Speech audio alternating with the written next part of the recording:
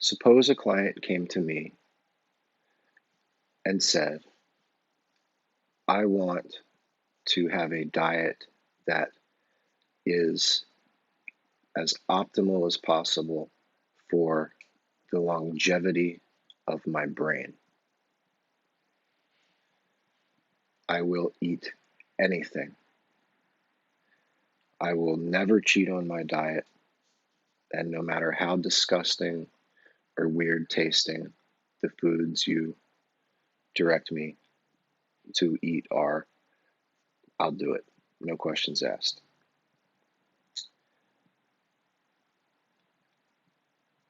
The diet that I would give that person if they were a standard human being, meaning there are always exceptions to a rule, like there's somebody's allergic to everything out there. It may be only one person in the entire world, but there's always an exception. But for 99%, normal human physiology, the diet that I would give that person would contain animal products. Suppose a young woman came to me and said, I want to eat to be the best softball player that I can possibly be. I will do anything that you say. It doesn't matter how nasty tasting the foods you give me are. I will eat them. I can eat the same thing 7 days a week, 365 days a year if you ask me to. If you ask me to not eat for 3 days in a row, I'll do it. Whatever it is I need to do to be the best softball player I can be, I will do it. The diet that I would give her would contain animal products. Suppose a client came to me and said, I want to live as long as I possibly can. I will eat anything, or not eat for that matter. Whatever you tell me, I will do. I will never cheat, and I will never complain, no matter how absurd your recommendations are. The diet that I would give that person would contain animal products.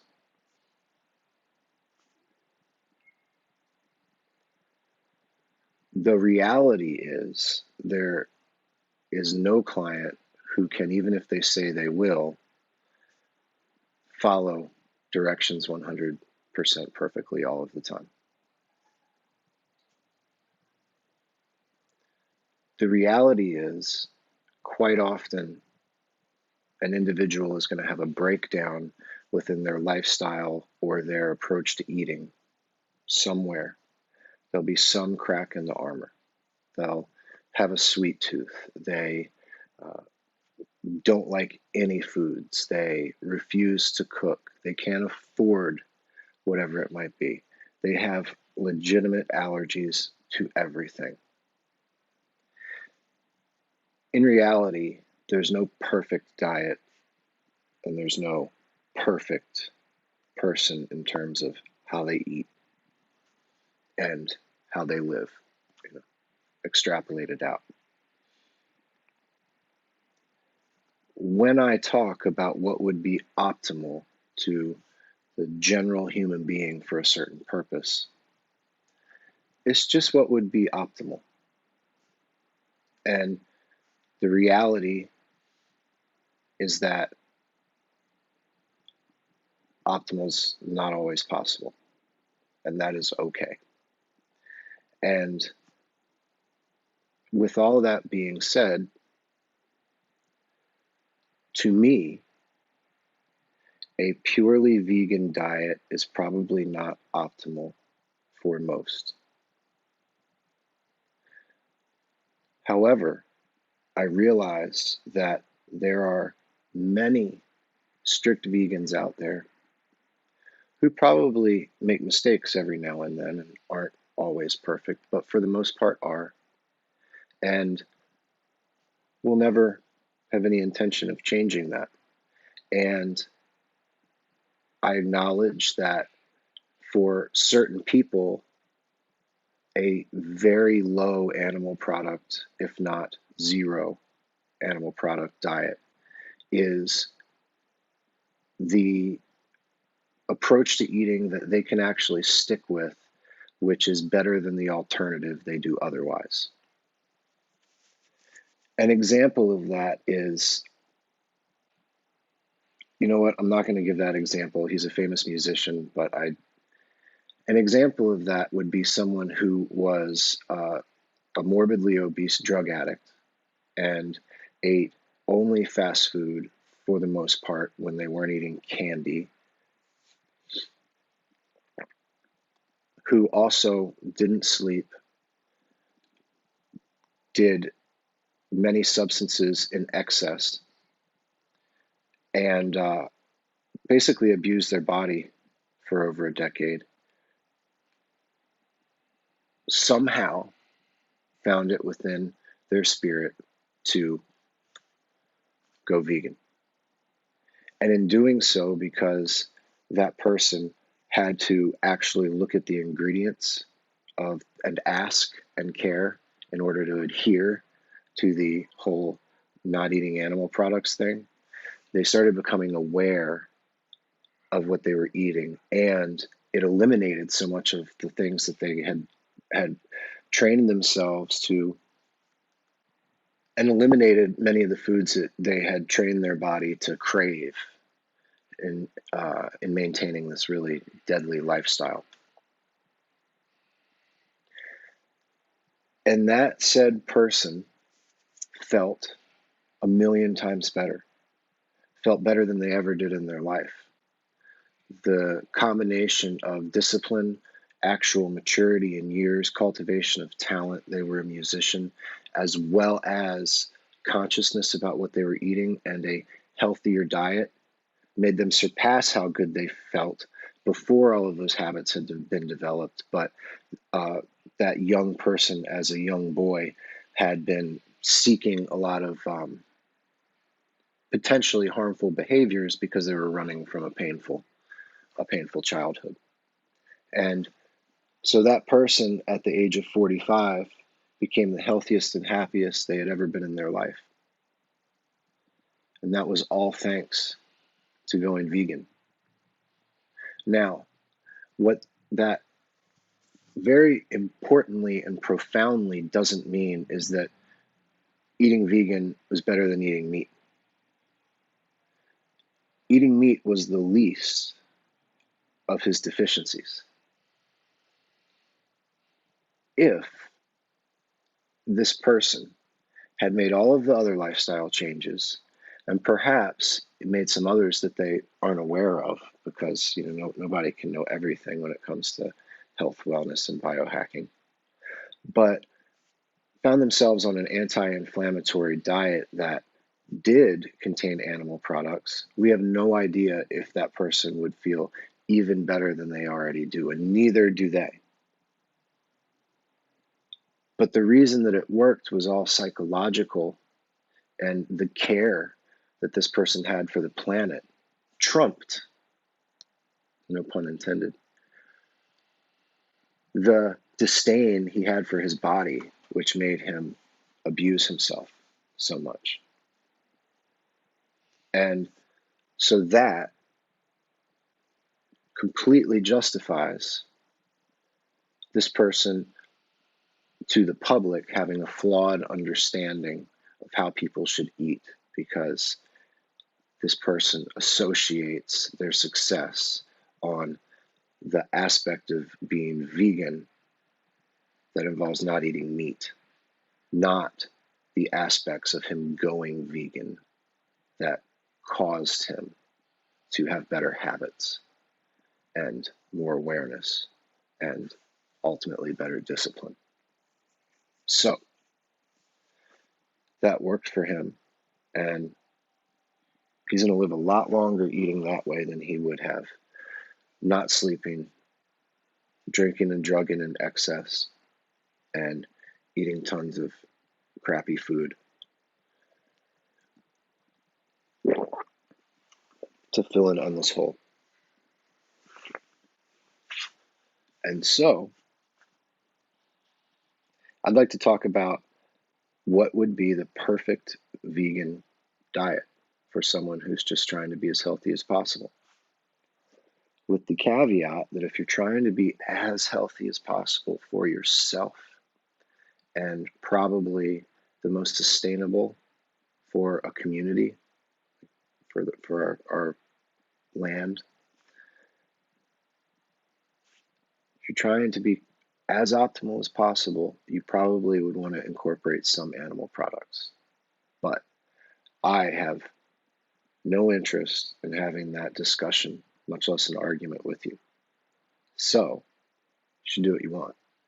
And what I'm going to talk about is in my opinion, the most effective way to having optimal health with a vegan diet.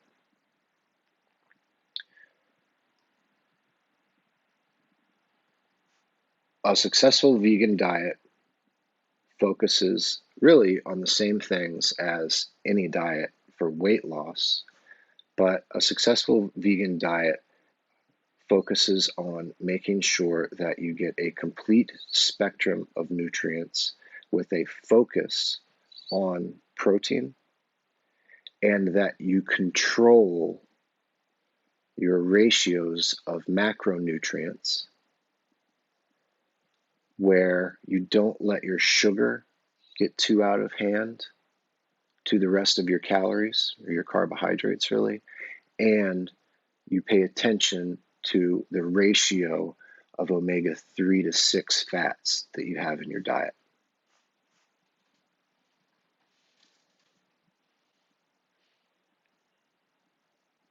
There is a protein powder video that I probably can't because it might not even be out,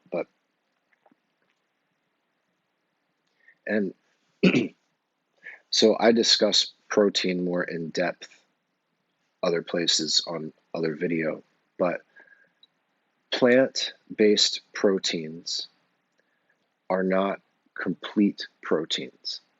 And what the term complete protein means in nutrition is having all of the amino acids, which are the pieces, like rails on a train track.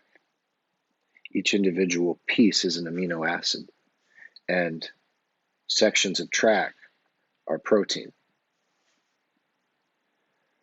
There are several amino acids that are used abundantly throughout our body, especially in muscle tissue, that our body cannot synthesize itself.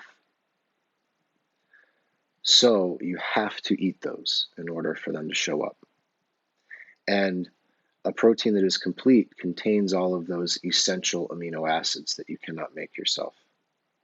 If a protein is incomplete, that might mean that it's a very high quality protein. It's just missing one of those amino acids. Plants do not contain all of the essential amino acids for humans. Now, some among the plant world, throughout the plant world, there are every single individual amino acid somewhere. And so it's important with a vegan diet to make sure that you are focused on varying your protein in a complementary way, such that the entire spectrum of amino acids is fulfilled and you don't develop imbalances. Animal protein is a complete protein, and it's also more bioavailable, which means you can absorb a higher percentage of what you're actually eating. Say you eat 10 grams of protein, say you eat 10 grams of pea protein, you might absorb and actually be able to use 6 grams of that. Say you eat 10 grams of beef, you will probably be able to absorb about 9 of those grams. So, when you are eating a vegan diet, you not only need to pay attention to making sure that you cover the complete spectrum of amino acids, but that you also eat sufficient protein to maintain what they call a favorable nitrogen balance within your body.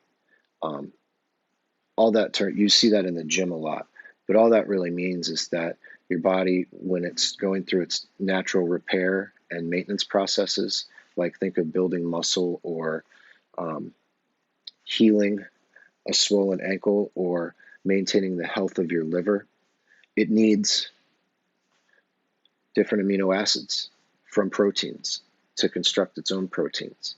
And having a favorable nitrogen balance suggests that anytime the body is looking for those proteins, they're there.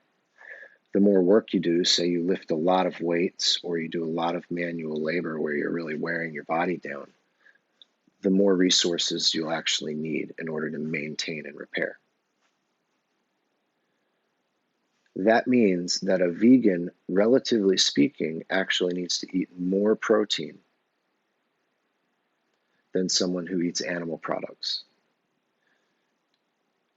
with all things created equal to create the same goal. Say someone wanted to eat 100 grams of bioavailable protein a day, the meat eater might need to eat 110 each day, and the vegan might need to eat closer to 130 grams of protein each day.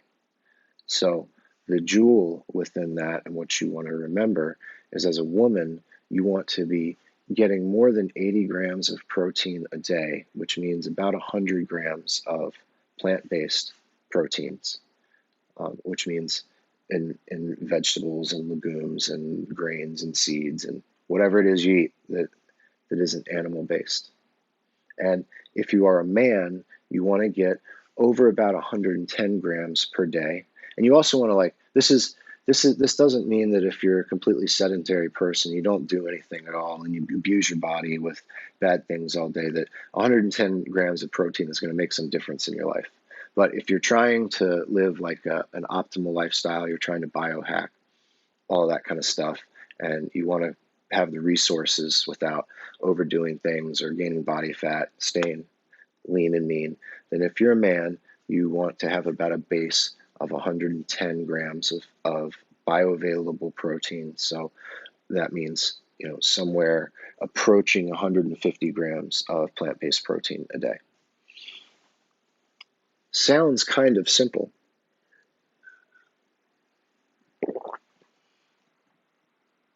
But it's not, for two reasons.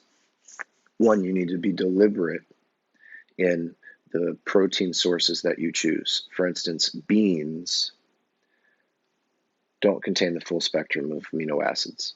And they're really high in some that aren't very useful and really low in some that are useful, even though they do have them in some concentration. So if you just eat beans all day or every day, you're just creating an imbalance.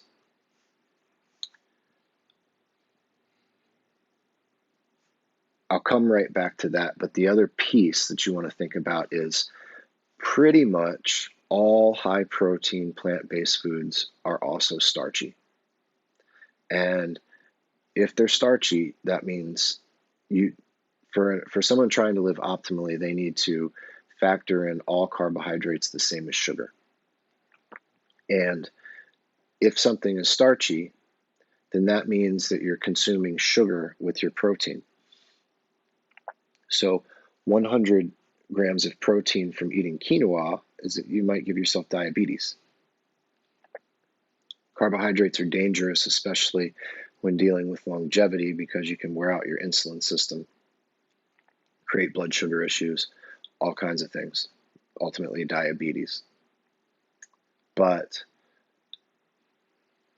that is why you need to be conscious of that more so with a vegan diet, because you don't have the option of clean protein sources like meat, like a fillet, like a sirloin steak or lean ground beef, or even a chicken breast or a fillet of salmon. And you also don't have the concentration in products like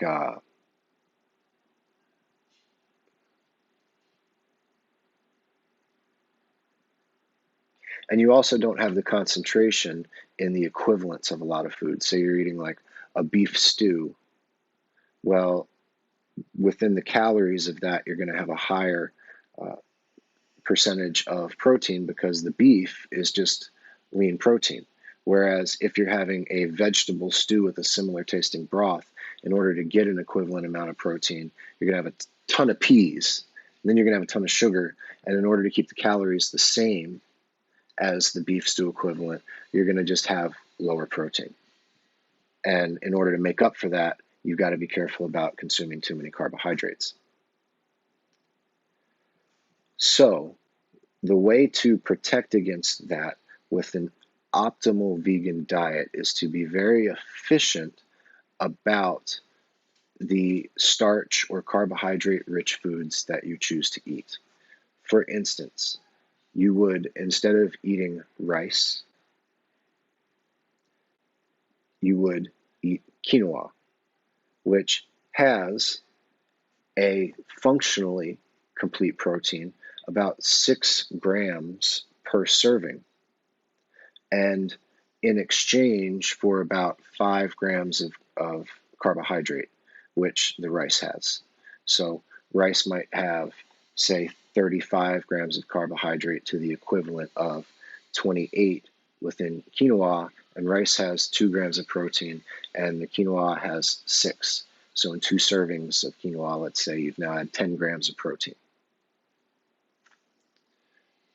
With the rice, you've had 3 or 4 grams. It's kind of negligible, especially depending on how the rice was prepared. Within greens, right? Spinach is a high quality protein compared to something like lettuce, and there are about 5 grams of protein per serving of spinach. Now, a serving of spinach is actually like a lot of spinach, but it's a more complete source than common options. And the way to optimize that for yourself, you got to do work. This is the part nobody wants to do. But there are free resources. Nutritiondata.org used to be. I think it's been bought and it's now like self-mag. Anyway, there are many databases, and you can just look up protein quality calculator and look up all foods and say, what do I want to make this salad out of, and choose the different leafy green sources that you consider that you're open to using, kale or spinach or lettuce or chard, and look up the protein quality. Pick the ones that are highest quality, or talk to someone who knows all that. But make sure you're getting a good resource, not like stuff that is real numbers, not some vegan's blog that talks about how stuff's a great source of protein, because they're the ones who contribute to creating the lack of knowledge with this, and then a bunch of sick people, and give women fertility issues, and give men fatigue and thyroid issues, all kinds of stuff. So be conscious of your carbohydrate sources and try to pick quality protein containing carbohydrate sources. It'll help reduce your sugar slightly, but it'll also, as you have those carbs throughout the day, chip away. Say you're having 5 or 6 servings of carbohydrates each day. If every one of those servings has over 5 grams of protein per, then there's 30 grams. And for a woman, then that means she could eat, just need 70 grams more. And that's very doable from fat-containing sources and protein, the limited number of real protein resources that exist within a vegan diet. The other piece slides over to that aspect of having a complete spectrum of amino acids. Now, I want to say that there is a study that gets mentioned often that says that, and I believe it's 70 or 75 grams of protein a day, even if it's not from a complete protein source, is enough to maintain a positive nitrogen balance. And so that is supposedly debunking our body's need for amino acids. But that is not a reflection of our body's ability to optimally recover or maintain longevity related resources, right? Like nobody knows when you die how many years your liver had left of working. And if you got lucky, you didn't destroy it and you had liver disease. But does that mean that it was processing like your nutrients and the drugs that you took optimally for 20 years? No, it really doesn't. Like, how many people have tolerance to things like caffeine and alcohol, which is partially a reflection of adaptation, but it's also partially a reflection of essentially overdoing your body's ability to be sensitive and best utilize these substances, which are really helpful for people. So, also, many people who pay for the services of like dietitians and health coaches and spend money in the fitness industry, they're interested in building muscle. And yeah, you can get by and not get sick lifting, or not lifting, but just eating however many grams of protein, regardless of the quality, a day. Yes, you can do that. But that doesn't mean that you're actually going to like build a good looking physique. And in fact, you won't. The only way you can take your physique is trying to look lean, but because you will struggle to maintain muscle mass, you'll end up in a race for, between sort of looking lean and sort of looking emaciated and sort of looking just soft. And that is why nearly all vegan bodybuilders ultimately at least start incorporating fish, but all well-known vegan bodybuilders are all on steroids. And anabolic steroids, certain ones, are able to override a lot of these signals that naturally require protein to take certain action and actually pull resources from, say, like vital organs in order to divert those resources towards building muscle. So that doesn't mean steroids are bad. It just means that that person is not being all natural or actually like being a reflection of what a healthy vegan diet does. That's the same thing as the example of the guy who was 350 pounds and doing cocaine all day for a decade and then switched to being a vegan, and that allowed him to pay attention well enough to get down, lose weight, live a healthy lifestyle, and become happy. Like, just because if somebody does a bunch of steroids, their body is going to change no matter what they do. In fact, in a lot of poorer countries, steroids are not policed, and steroids are cheaper than buying milk. So it's easier for these impoverished people who are trying to make a better life for themselves through pro athletics to just do cycles of steroids. And then their diets can suck. They can just eat rice all day and they can still get jacked. And that's just the truth. Nobody wants to hear that, but it's just the truth. And if you listen to the interviews of these folks, they all tiptoe around these subjects.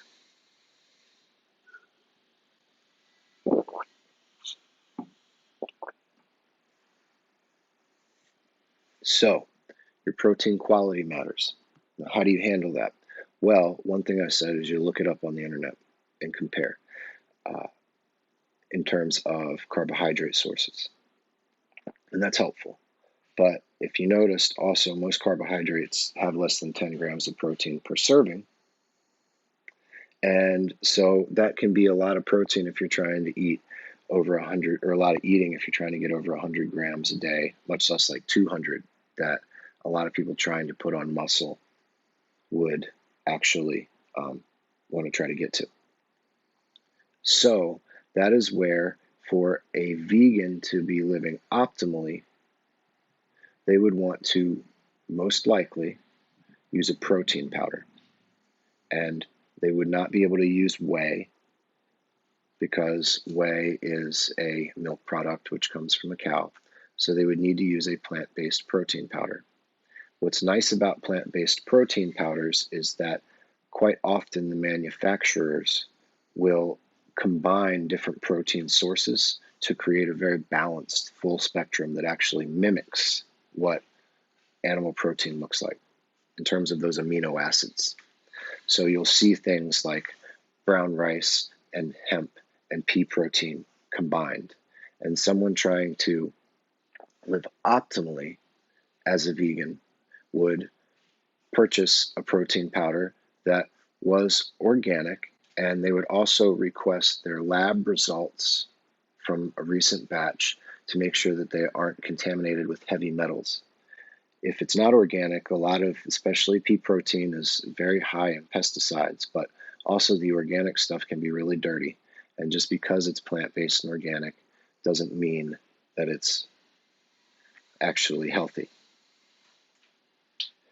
They would use 1 to 2 servings per day, depending on what their need would be, a serving being approximately 20 to 25 grams of protein. Now, this is advantageous for a vegan because even though for someone trying to live an ultimately optimal lifestyle, I would recommend generally that person didn't use any protein powder, was getting their protein from high quality sources, and if at most maybe using a collagen supplement, which is a separate kind of protein, and collagen is not available to vegans because it is animal based. It comes from living things that have tendons and ligaments like us people do. But for the vegan, by getting between 20 and 50 grams a day of plant-based protein powder that is produced in a way that it has a complete spectrum of amino acids, that means that you are, one, not taking in any more carbohydrates, because that stuff generally is just sweetened with stevia now, which has no sugar, and they've chemically altered the food products so that it's just an isolated powder of just the protein that's part of these plants. And you are guaranteeing that you're getting essentially 20 grams per day for your body of balanced protein, very high quality. And I say that you're getting less than the actual amount you take because, remember, protein powder that's plant-based is not as bioavailable as an animal-based product. So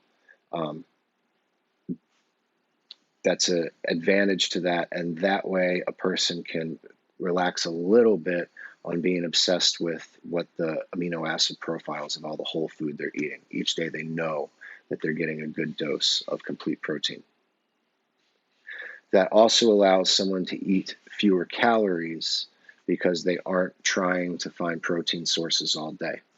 The best protein staples for the optimal vegan diet are nuts and seeds, which are all awfully close to complete proteins, have a lot of beneficial fats, which vegans will be lacking in because they are lacking in the most important essential fatty acids, the EPA and DHA omega-3s, which only exist in plant form.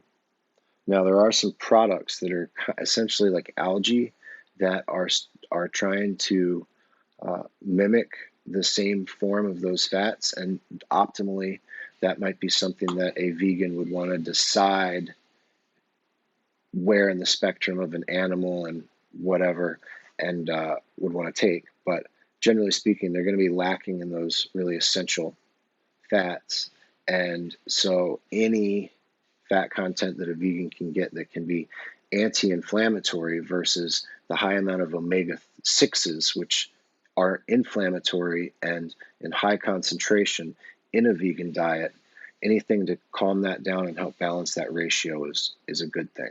And nuts are good at that. With that said, if you're just eating nuts all day to try and get to your protein numbers or fat numbers, you're going to get fat because they have a lot of calories,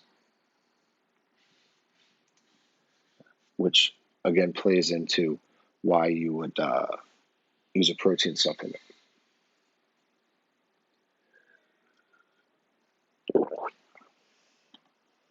In terms of fat, a vegan is going to struggle because you're not getting the essential fats that you need.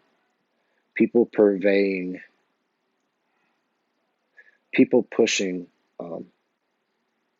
not true lower level understandings of nutrition say there are omega-3s that you need in plants. Those omega-3s are actually ALA omega-3s, and they are not the form that the body needs essentially for processes like brain and cardiovascular and joint maintenance. ALA omega-3s are anti-inflammatory, but they just don't do the same thing in the body. They technically can be converted to a type of essential omega-3, but only at the ratio of 40 grams to 1. And you can quickly do the math. You would get fat trying to make a couple of grams that way. That process is also enzymatically inhibited by omega-6 presence. And like I said, within a vegan diet, even an optimal one, there's going to be a constant struggle in avoiding omega-6s because omega-6s are one of the most common plant-based fats. So nuts, seeds, and avocados would all be present in the optimal vegan diet. Walnuts and flax seeds would show up at least sparingly for their high-quality omega-3 fats. Nut butters would be something that found their way into carbohydrate type snacks like apple and nut butter to lower the sugar amounts in the optimal vegan diet and increase the protein amounts such that the person was able to avoid blood sugar issues, fatigue on the pancreas and the digestive system, and therefore gain longevity and maintain insulin sensitivity, which improves athletic and cognitive performance. The optimal vegan diet would actually be conservative about seeking out high fiber foods.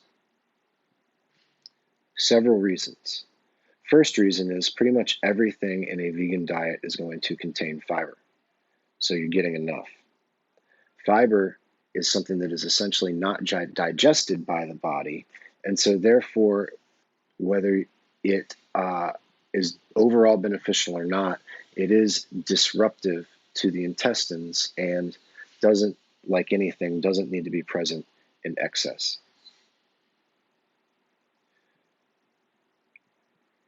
Fiber most commonly shows up in edible foods in nature as insoluble fiber. And insoluble fiber is fiber that takes on no fluid when eaten, does not create bulk, but in theory, prevents things like constipation or slow movement through the intestines. Keeps things moving.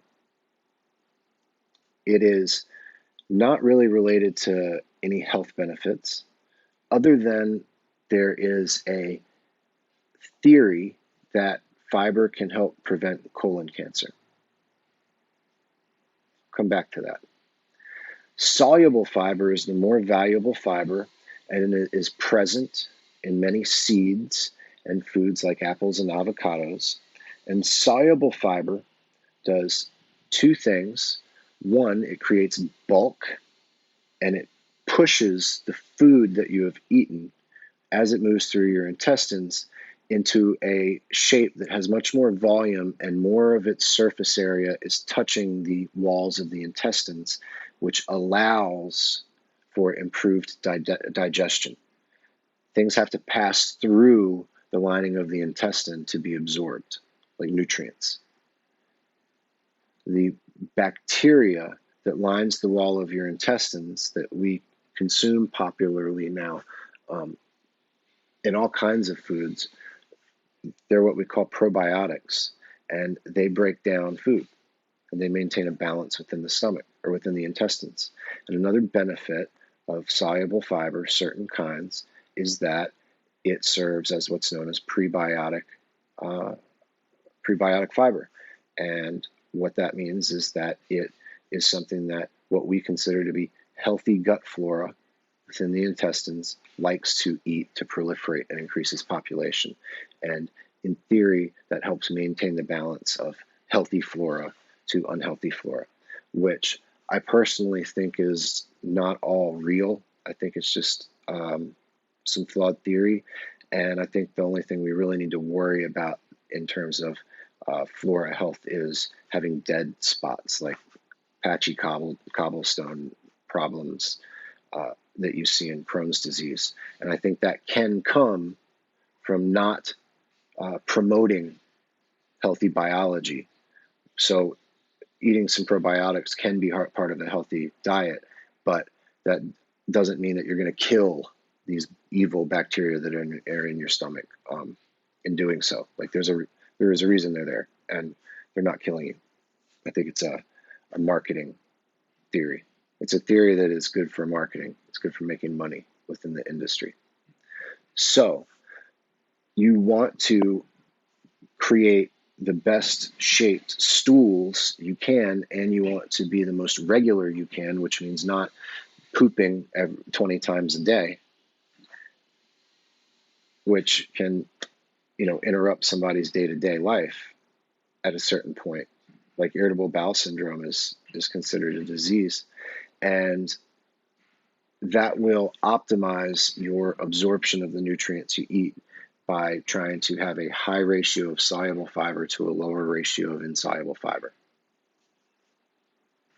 It's easy to look up on the internet for just like a list of foods high in soluble fiber. And you just be kind of, depending on how optimized you'd be, you'd either be aware or you would seek them out. What I would recommend for the optimized vegan diet, because everything already contains fiber, is that you don't take fiber supplements. Whereas I think that it's useful for many people, including vegans, if they're not going to be optimal, to take a soluble fiber supplement like psyllium husk.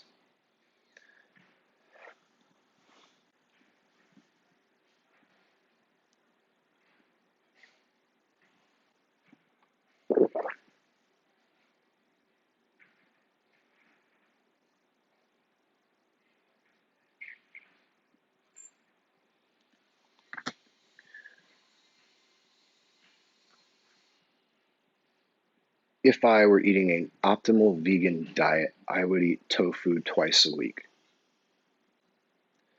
Tofu is something that gets talked about less and less, but in the 80s and 90s, tofu is made from soybeans. Soybeans were the calling card of the vegan lifestyle.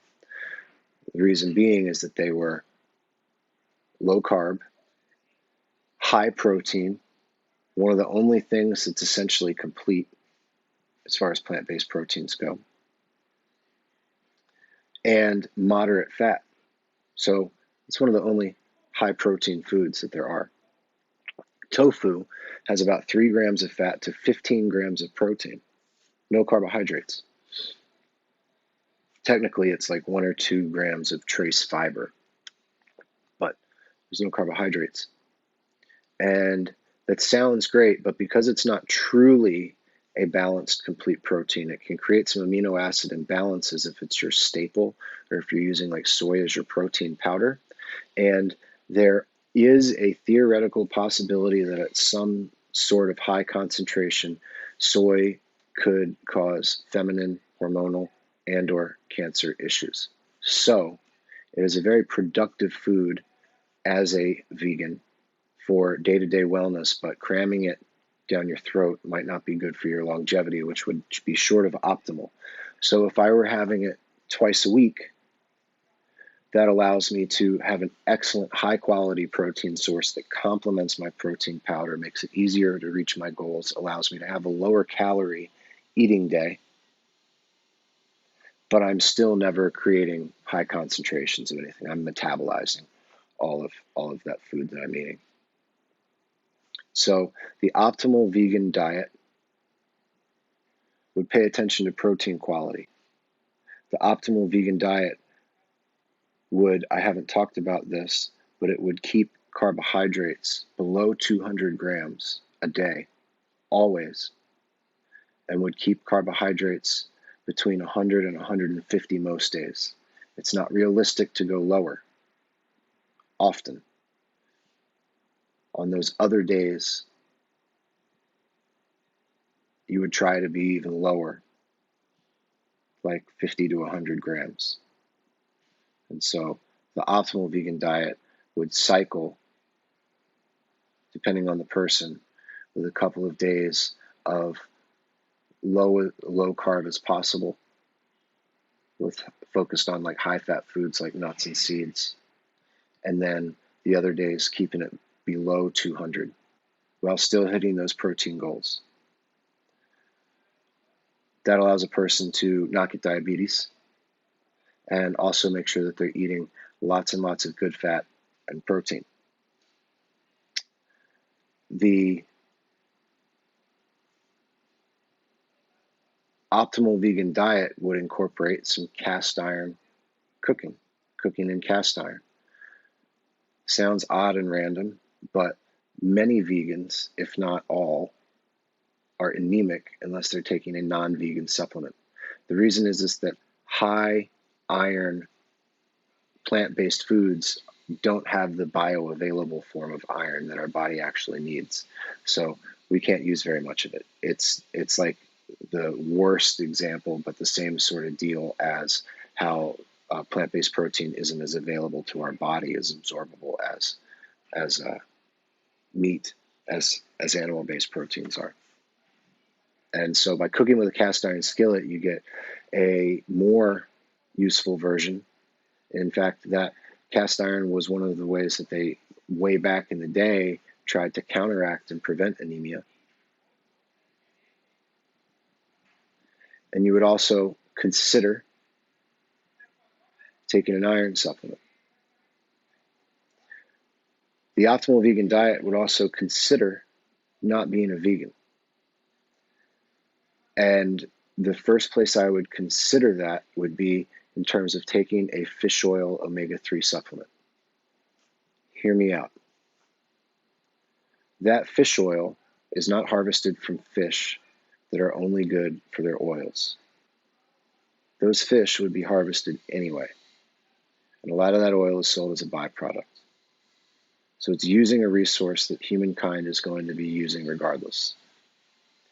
You cannot get that fat from plants, and it is the most essential for brain, cognitive, and, as I said, joint health that there are. There are no replacements for them, and they are the only things that effectively counteract the inflammation to your musculoskeletal system caused by a high amount of omega-6s. The reason I mentioned eating lots of nuts and seeds is to, yes, they have omega-6s, but they also have omega-9s and they have omega-3s present. And there are more harmful versions of omega-6s, like the ones found in grains and vegetable oils, not seed oils, but like corn oil and soy oil and soybeans, compared to the omega-6s found in nuts, seeds, and avocados don't have a speck of unhealthy fat in them. They're all good fat. So the reason I recommend those is to help that ratio of omega-3s to 6, because the 3s are what block, they cut off, it's called an inflammatory cascade caused by the omega-6s, and it stops it in its tracks. So it stops this thing that causes arthritis and back pain and shit like that. The reason I recommend the fish oil is not because you're going to take 10 grams of fish oil a day and counteract those omega-6s, but it's because it's going to give you enough, or at least some, of the things you need to maintain the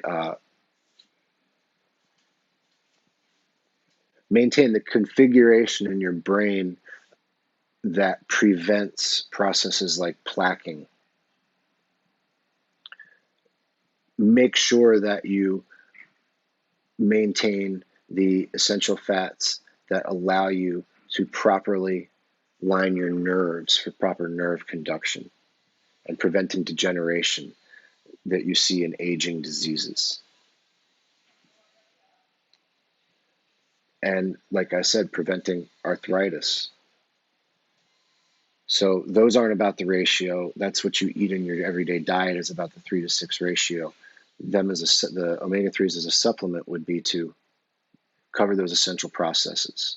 Because if you're going to eat as a strict vegan and eat optimally that way, you are understanding that you're sabotaging your brain health and your joint health.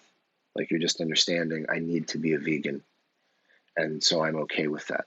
But if not, you could take a resource that's pretty much going to be, you're not making a difference by not eating it, and it goes a long way in terms of your health.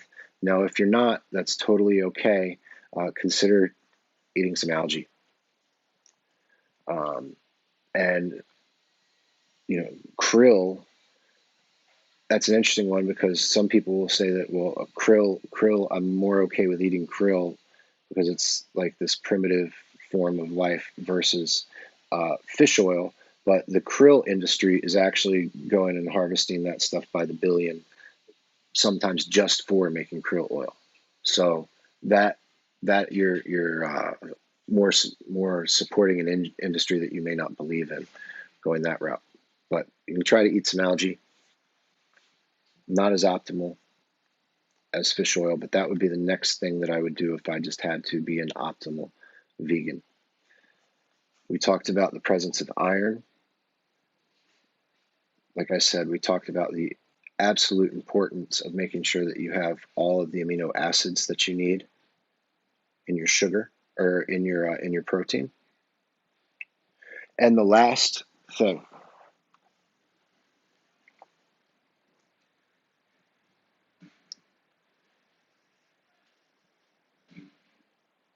the other piece of the puzzle that you're lacking as a vegan is you're lacking dietary cholesterol.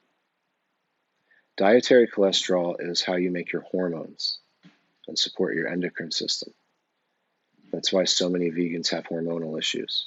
It's not that they're cursed and have a disease, it's that they're malnutritioned in essential nutrients. The cholesterol that lines your veins and arteries is by and large made by carbohydrates.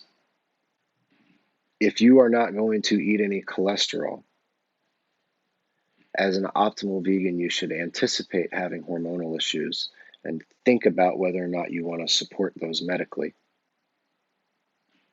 And you should also embrace a diet of saturated fat, like is found in coconut oil, and times of low carbohydrates. So that goes back to what I was talking about as far as the balancing a healthy range of carbs certain days with having as few carbs as possible for a couple days each week with an optimal vegan diet. If you're pumping in carbohydrates all day long, you're guaranteeing that there are excess carbohydrates for your body to make potentially unnecessary cholesterols and plaquing agents. If your diet is lacking saturated fat, which your metabolism will preferentially use for energy production over unsaturated fats, like omega-3, 6, and 9s, actually polyunsaturated, but anything other than saturated fats,